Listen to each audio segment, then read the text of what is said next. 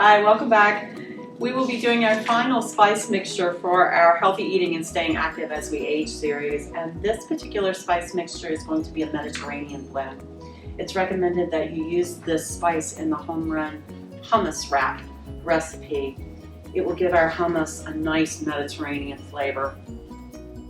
So we're going to start off by making one recipe of this. So we will be using 2 tablespoons of dried basil leaves. We will add into that 2 tablespoons of dried oregano leaves.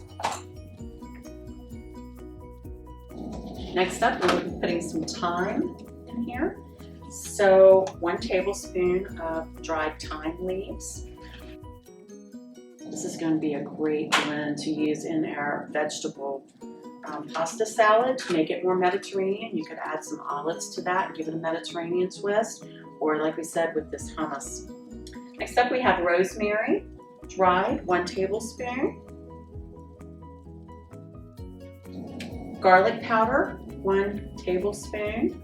Dried granulated garlic powder. And finally, 1/4 teaspoon of dried onion powder. Once again, these are pretty common spices that are easy to find. Our clients should be able to find them where they shop.